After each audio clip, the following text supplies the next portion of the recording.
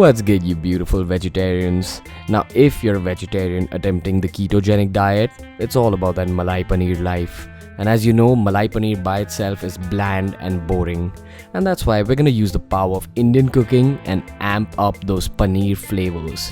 Today we're going for my super special Paneer Haryali Tikka, which essentially means paneer in a green sauce but cooked Punjabi style.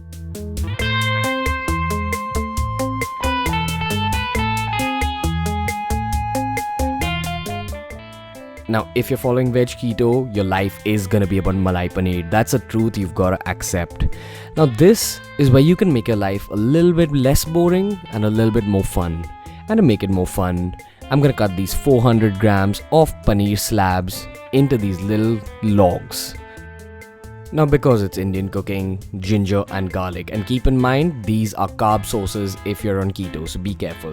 Next, coming to a handful of coriander and a handful of mint. And finally, this is where the recipe gets a little tricky. For the thickener, we're gonna take cashews and besan or gram flour, which have a lot of carbs, so you've got to be careful. Now, keep in mind that this isn't gonna put you out of keto, because you can still be in keto even if you're having about 100 grams of carbs, but just to be safe, keep a track of this. And hey, we're talking about 400 grams of paneer, so about 4 or 5 cashew nuts and a tablespoon of gram flour isn't gonna put you out of keto.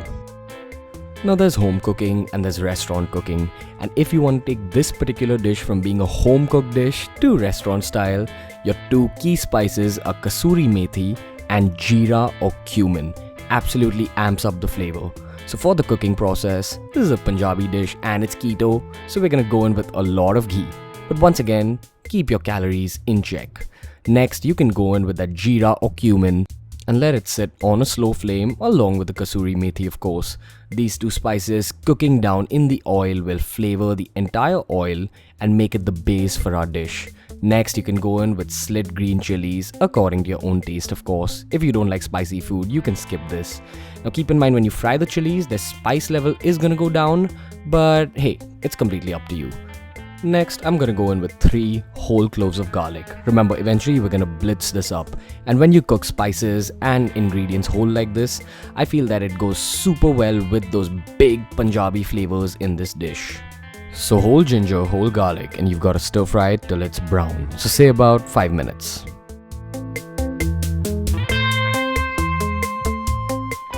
So once your ginger and your garlic are nice and brown, you can go in with the thickeners, which, keep in mind, are not keto friendly. They are optional ingredients, but you gotta be super careful with them if you're using them. They are not gonna put you out of ketosis.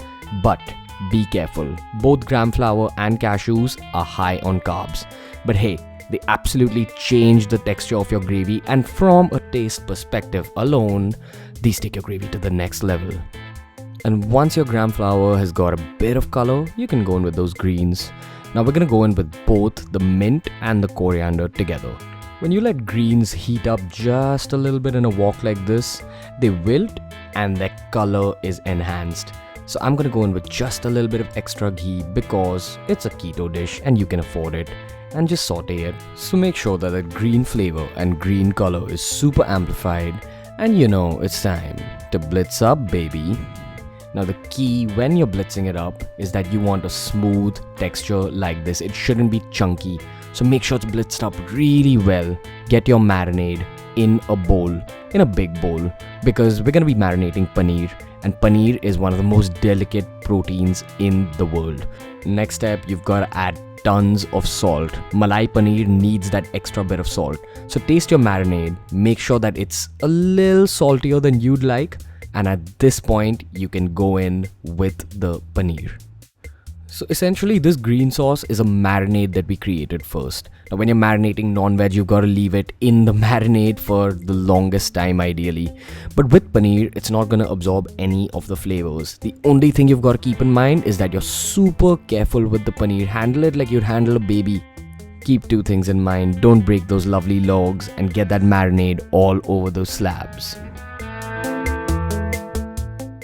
Pro tip, just place all those marinated paneer logs in a plate like this and get ready to grill up, baby. Now to start grilling, you can use a non-stick, you can use a cast iron skillet, or you can use a griddle pan like I'm doing here. You've just got to make sure you oil up with ghee, of course, because we want to keep that Punjabiness going. And place those high-fat, high-protein logs of goodness very carefully on your pan. Now the key with this dish is patience. You've got to be patient with the paneer. Let it sit on that hot pan for at least 3 to 5 minutes. That's how you're gonna get that deep brown color on the paneer. And that deep brown color is the paneer caramelizing, not burning. And caramelization equals crispiness and added flavor. Now this is a super easy recipe overall, and to be honest, the only tricky part is knowing when to flip, and that'll come by trial and error. Remember, all these recipes are just reference recipes. If you want to get better at cooking, you've got to come up with your own recipes like how I've done in the past. If you come up with your own recipes, your keto diet's gonna be fun, and more than that, your long-term fit lifestyle is gonna be fun. So you can plate up this gorgeous paneer haryali tikka the way I've done here with its original constituents, that's mint leaves and a little bit of coriander.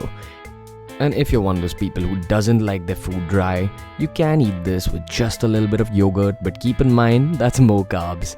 And we're already getting those trace carbs from the cashew and from the gram flour in this dish, but it's not gonna put you out of keto. This is a keto friendly dish. For today's vegetarian keto recipe, I intentionally used carbs to show you guys that this is possible. You can go up to say about 30 to 40 grams of carbs a day and still be in keto. Hey, you're gonna be in keto even if you're below 100 grams. But at this point, it's all about your priorities. If you want to execute keto right, stay below 20 grams. But if you're on a ketogenic diet and you want a delicious option for your malai paneer meal, I think this haryali tikka is the way to go. Full of flavor, full of oomph, and full of oh yeah.